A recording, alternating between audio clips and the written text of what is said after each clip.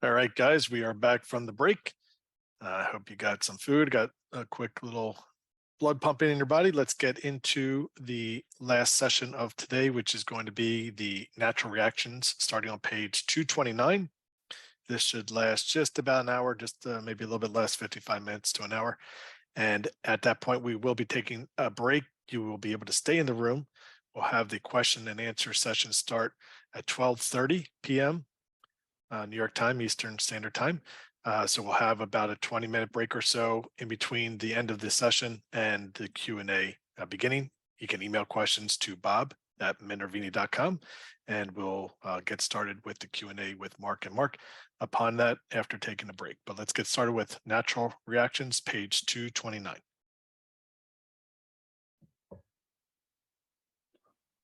Okay, welcome back. 2022 Master Trader Program. I'm here with Mark Ritchie. We just completed looking at pivot points and volatility contractions. We're going to move on now to looking at or what you need to look at and dissect and gauge after you buy the stock and it moves through the pivot point. This is really what starts to separate the better investors and traders from the amateurs. Is now, sort of the most mechanical and the first base analysis is uptrend, base breakouts, buy the stock. Now you've got to manage the position and you've got to start assessing. And this is the part that really I think people have a lot of trouble with, holding it for a bigger move. When should I sell it quickly and get out? Or when should I hold it for a bigger move? That's sort of the $64,000 question that I find most people, it's much more difficult because it's not as mechanical. So what I've tried to do is make all this stuff as quantifiable as possible, and even make the post breakout of reading that price action more mechanical. As a matter of fact, we I don't have a slide here for it, but we have a module, a software module with the Minervini Private Access platform that is called Monalert. And we've developed it to actually watch the stocks and look for these things, a bunch more things than I'm about to talk about here. But these are the main ones that I look for post breakout. And we're also now developing, which we're going to have in hopefully in just a couple months, we're going to have charting where this will be overlaid and it'll actually do a lot of the work for you, where it'll start watch the stocks and look for these very confirmations and violations. So the first thing I want to talk about, well, actually, I don't know why this slide's in order. I'm going to actually move that up. So 230, slide 230. So I met a gentleman by the name of Bill Berger, who managed the Berger 100 fund. This was back in the 80s. I had a chance to meet him at a conference. And at the time, Bill was managing a small mid-cap fund, and he was beating the pants off of all of his peers. He was getting really great returns consistently for a number of years. Actually, you can see up there in the corner, that was an ad. His 19-year return was 16.1%. And I remember in the 80s, his returns were like 30% a year for like 5 years. He's really ripping the cover off the ball. So a great guy. He looked kind of like Santa Claus, and he was a really soft-spoken, really wonderful man. I went up to him and I said, Bill, I'm just curious, how are you beating everybody? What is your secret, that you're doing so well, and managing a large amount of money? And he said, son, I buy tennis balls and I sell eggs. And then he walked away from me, and that was it. And I was like, okay. I had no idea what that meant. But over the years, I learned what it meant. And that was another one of those golden nuggets, and a sentence that was worth millions of dollars, because it literally has created the backbone of what I do with stock trading and stock investing. So I'm going to show you what that means and what we're looking for, and what Bill Berger meant when he said that, because I attribute a lot of this analysis that, although this wasn't necessarily his analysis, it was it was my observations and born out of hearing that from Bill, getting that advice. And then I went on to look for the tennis balls and the eggs. And what Bill was referring to was that the stock, like I said before, it's not the news. You get an earnings report. The news isn't what's really important. What's really important is the reaction to the news. The reaction to the news tells you if the news was good or not. The news may sound good to you, but not. Maybe the Wall Street was looking for something much better, and relatively speaking, it was a disappointment. So same thing with when you're trading stocks, you have to gauge as to whether if the stock is strong or not, or again, if it's acting normal or abnormal. If it's acting really strong, great. You want to stay with it. If it's not, and it's not acting normal, then you're going to want to reduce or look to sell it, maybe even before it hits your stop loss, hits your protective stop loss. So I'm going to show you how that looks, and I'm going to show you what I look for, what Mark looks for. And this is David Ryan would tell you the exact same thing. As a matter of fact, David and I went over these tactics for many years and developed a lot of stuff together. And again, this is also explained in my book, Think and Trade Like a Champion, where I talk about the confirmations and violations. So I'm going to take you through that. Many of these examples are actually in the book, but I want to flush it out even more. So once you get a breakout, and you move through these pivot points coming out of the VCP, this is where the rubber really meets the road, where you've got to assess. And what we're trying to do at this point is we're trying to determine right away, as soon as the stock comes out of the base in the next few days, we're trying to determine whether there's institutional buying or just retail buying. Is it institutional buying that has some legs and has some real big appetite there for the stock, or is it just retail buying that's just popping it and it's going to fall apart? And very often, as a matter of fact, when you get into the later stages of a bull market, a lot of these stocks will because it becomes obvious now the market's been going up and up and up, and everybody's in the market now. They read my book, and now they start buying faulty bases, and they're buying stocks breaking out of bases that they shouldn't be, and the institutions sell right into it. So you get even worse than retail buying. You get retail buying into institutional selling, and that's where you'll get these violations. So if you don't have the violations and you see the confirmations, well, then you should probably try to hold the stock and go for a bigger move on the stock, and it means that the coast is clear. Things are going well. However, if you start seeing the violations, then that's a negative sign where you got to start reducing and start watching very carefully, because you might get a gap the next morning because the stock's not acting right. So let me show you what would be the signs that stock is acting right, and then we're going to talk about and show you what you do not want to see. If you see these violations, it's a big warning, red flag. So the first thing is that, and this also goes back to Jesse Livermore. Jesse Livermore talked about natural reactions, abnormal price versus normal price.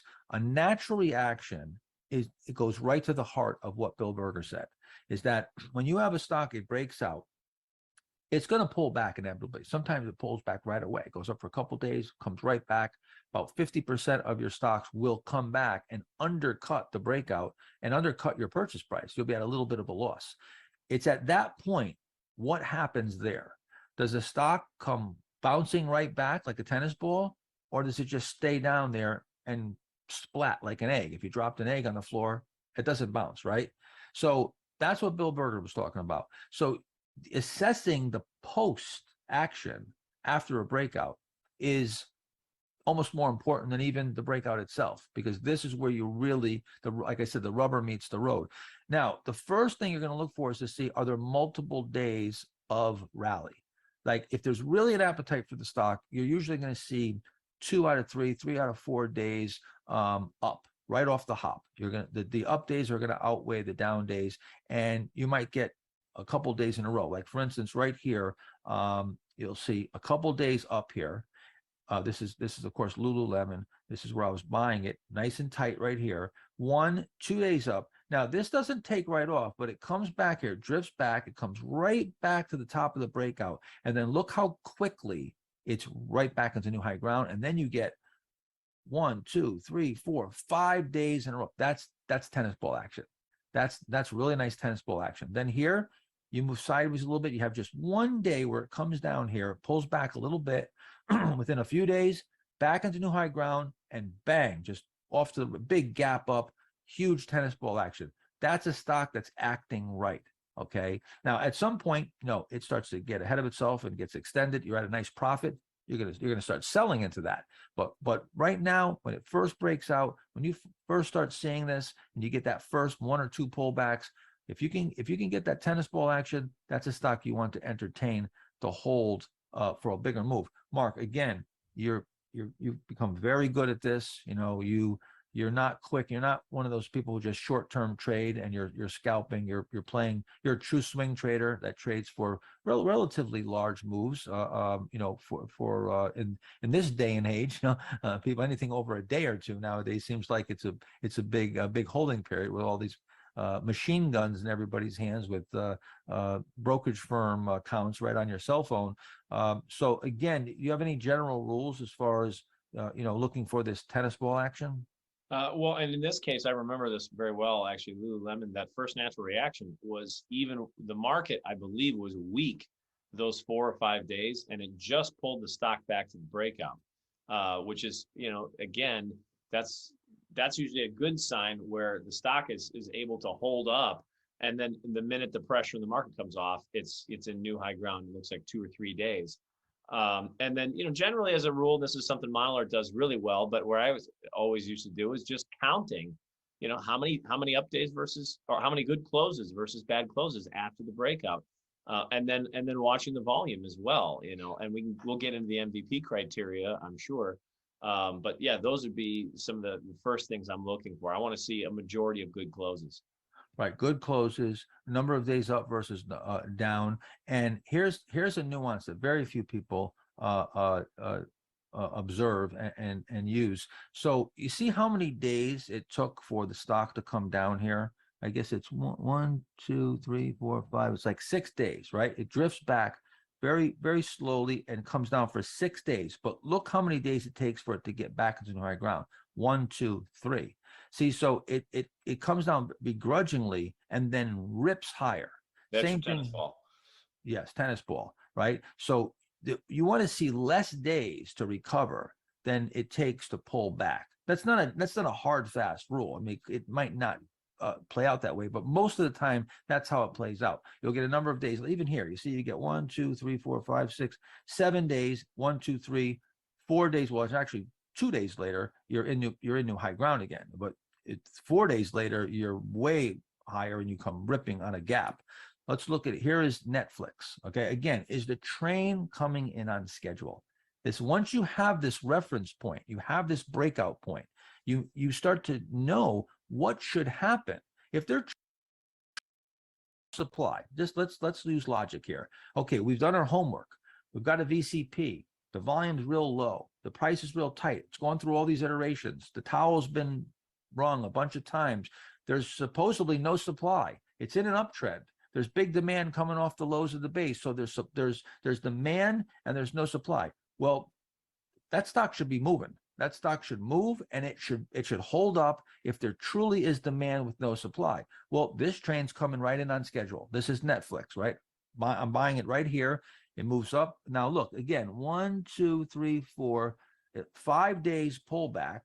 And just 1 or 2 days later, you are not only at new high ground, but you rip into new high ground. Now, again, you've got maybe a 7 day, 1, 2, 3, 4, 5, 6, 7 day pullback. 3, 4 days later, you're back into new high ground. These are natural reactions. This is tennis ball action where you're coming back into new high ground. I like to go through or try to go through the first 2 natural reactions. Like if I get a natural reaction, I get a pullback and it moves right back into new high ground.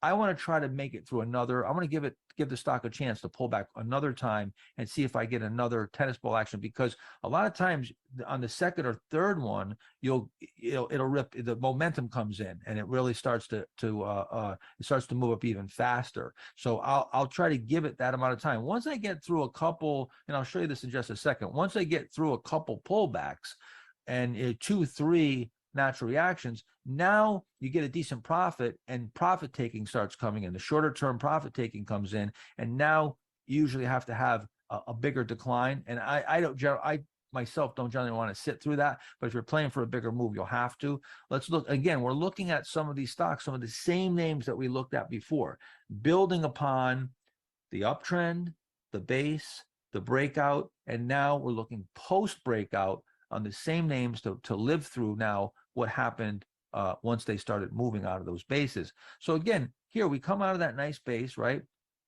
Now, 1, 2, 3, 4, I don't know, 7, 8, 9 days. See, you're right back into new high ground. As a matter of fact, this formed a little VCP. See, there's 2 days of tightening. And if you even look here, look at the volume. The volume came down. Like that same exact characteristic happened on the natural reaction. The exact same characteristic with the volume, the 1-2 punch. It's timeless, doesn't know time frame. It's just the law of supply and demand, those iterations, that towel being wrung out just on a smaller time frame. Again, we come off here a couple of days, back into new high ground, tennis ball action. Take a look at a couple more. So now here's your buy point. This was on CENT, like natural reaction. And again, look, this has the little cheat area, forms a little cheat area right here. See the same exact patterns forming, even on the little micro level. But again, natural reaction. Again, you get 2 or 3 natural reactions, you get into new high ground. Now you've got a pretty good gain. I mean, this stock moved from just above $16, $17. It's up around $28 now. You know, you've got a nice gain here. You got almost 100% move in a short period of time. Down here. Now, okay, so now this is the point I was just making before. Once you go through a couple reactions, you've made a decent gain. You're to hold for a much bigger move, to go for a really big move, you're gonna have to go through some bigger pullbacks and corrections.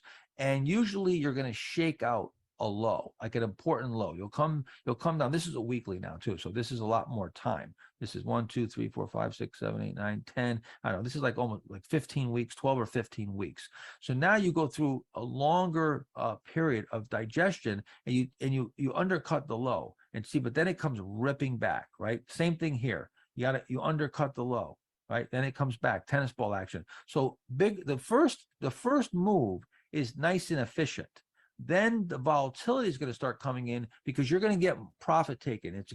The stock is going to become more widely followed. It's hitting the new highs list. The news is probably out. It's on CNBC. Kramer's talking about it, whatever. And now you get the volatility, and that's where you're selling right into that. Or if you're holding for a bigger move, then you'll have to go through it. Here's another one here looking at AMAG. I actually bought this. I think we'll look at this in the power play section because this was a power play. Bought it right over here, went up 50% right away. Couple natural reactions, but then see, you got to undercut the low here. You got to shake out the low, larger basing period again here. After it makes this next move, you got to shake out the low. A lot of people get stopped out at these lows. If you're going to hold for a bigger move, you're going to have to go through these pullbacks, and you might have to give back a good portion. So the bullish signals are, what we're looking for are more up days than down days. So let's say the stock breaks, and I'm looking over a period of 1 week to 2 weeks. That's the really important period, is 1 to 2 weeks after the breakout. So let's say for the first 7 days, I got 7 out of 8 days up, 5 out of 6 days up, or 5 out of 7 days up. That's good. More up days than down days. Then I look at the closes. How many good closes do I have versus bad closes? And I think, of course, we have examples. Here's Yelp. So again, we come out of the buy points here, and now look, 7 out of 9 days up. That's what I want to see. And you got volume coming in here, right? You got that follow through buying.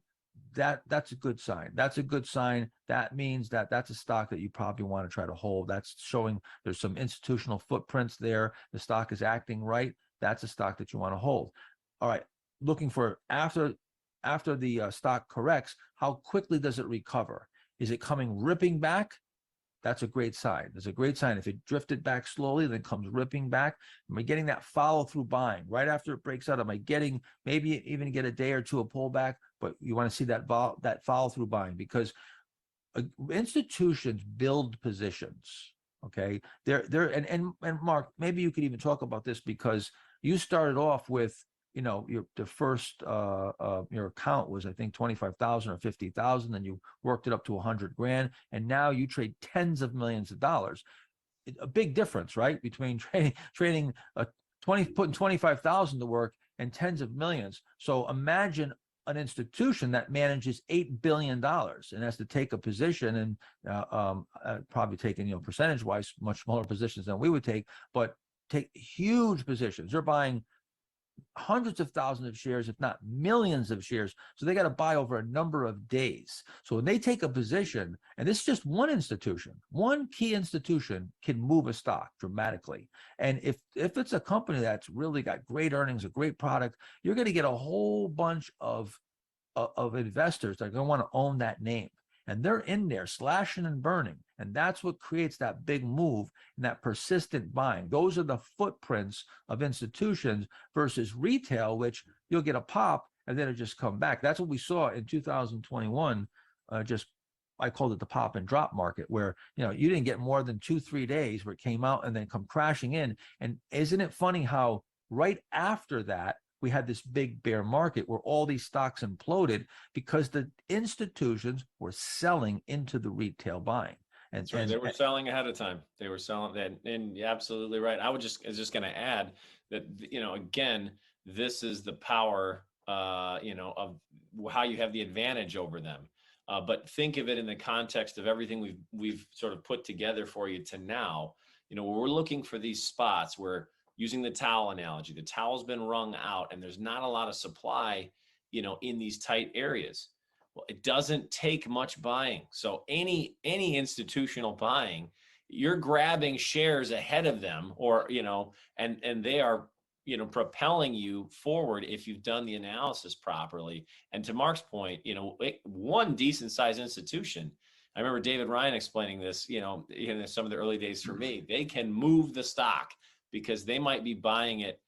It could be weeks even, and then you add more institutions to it. It just adds power to the move. Oh, well, institutions can buy for months. They're persistently buying. Let's take a look at another one. BITA. We looked at this before, if you remember, had earnings 109%, moved it here. Then we went through this BCP, and then 4 out of 5 days up. See, that's what we want to see. And now the natural reaction comes in right back into new high ground. Then takes a little bit longer, back into new high ground. This stock went up almost 500% in 11 months from here. But see, you had a good start. I mean, you buy this stock, it breaks out, you get a nice little profit. You can move your stop to break even, and that's it. Free roll it. And you held for 11 months, you're up 500%, close to 500%. So the whole key is to get at a profit right away. And then your options open up. And we're going to talk about this later on in risk management, but you want to get in these stocks and time them so you're at a profit right away. And being at a profit right away tells you that, or gives you the indication that you got institutions and they're buying.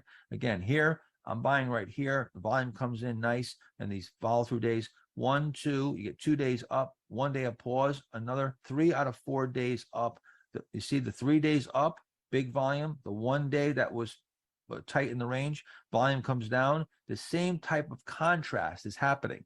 All right, same exact situation here. You got a 4-day pullback, and then in 1 day you're back in new high ground.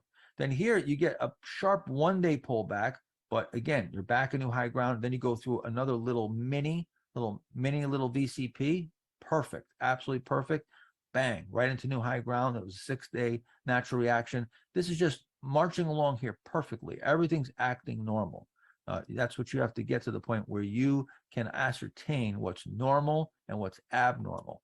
Let's look at another one here. GOL, this was an airline. Again, breaks out here, 8 out of 10 days up, right? Pulls back, tennis ball action. Pulls back, tennis ball action. This is acting normal. Another one here, Zillow, of course. Yeah, Zillow came out of that cheat area right here, 7 out of 8 days up, right? That's what we talked about. If you're, the best indication that you're going to do well in the stock is that you're at a profit right away. The more days up versus down days, the more better closes, the better that stock acts coming out of that base, the more likelihood, the probability increases that you've got yourself a stock that can make a big move. So keep that in mind. This is one that I did not buy. It was another one that was like a commodity type name that I was watching, and I did not buy it. I remember this though. It was a low cheat. 5 out of 6 days up. Again, made a nice move. Just going to show you a few of these examples.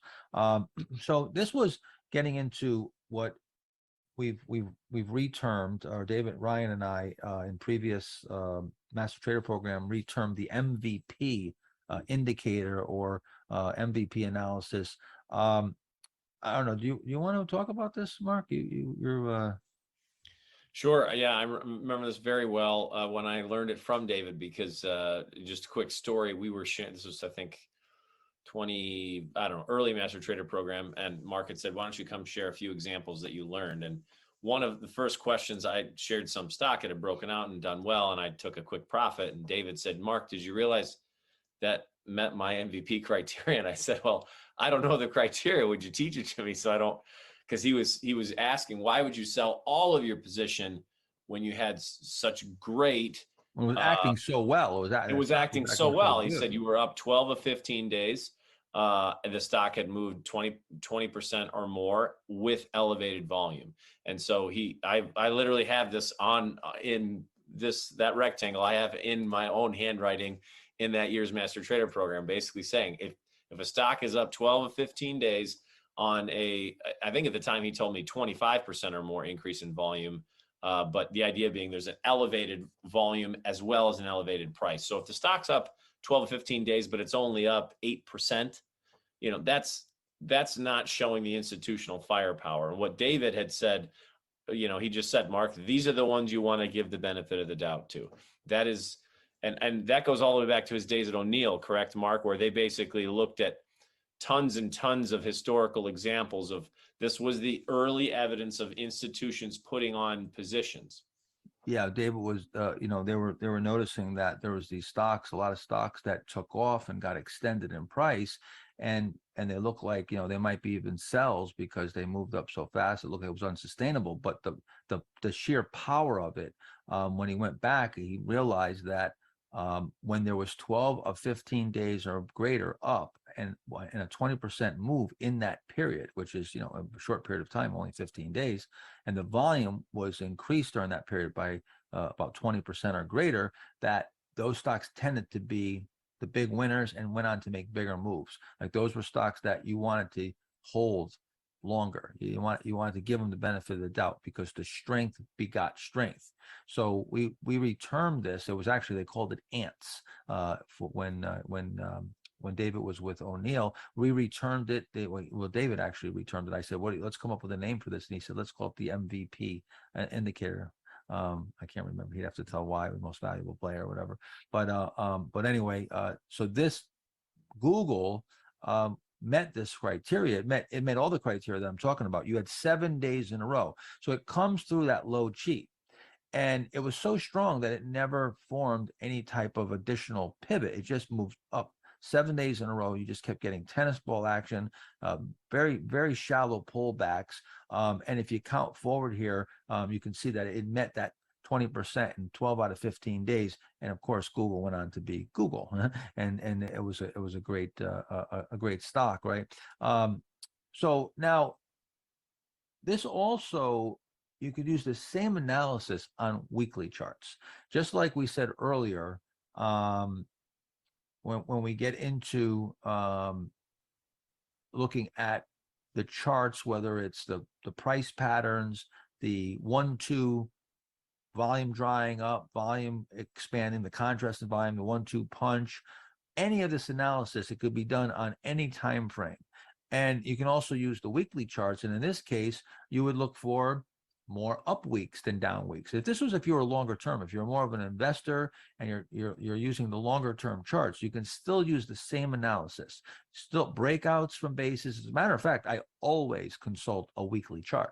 When even when the daily sets up, I want to see the weekly. I want to see a good weekly chart too. So I always look at the weekly and the daily. But it's a great point, Mark. By the way, I feel like for those folks who are attending, maybe that are aren't going to do this full time, or they're just looking for good entry points, like I said, for more of an investment type of account, I would use the exact same process If you told me I could only trade off a weekly, I'd still be looking for the exact same thing and run. And I look at a weekly and a daily every single day. But Yeah. my entry points would be the same. Absolutely. I mean, here's the weekly on Netflix, and a couple things that stick out here. First of all, you can see that it's up 6 out of 7 weeks. So just like the daily, that's a great sign. If you look at the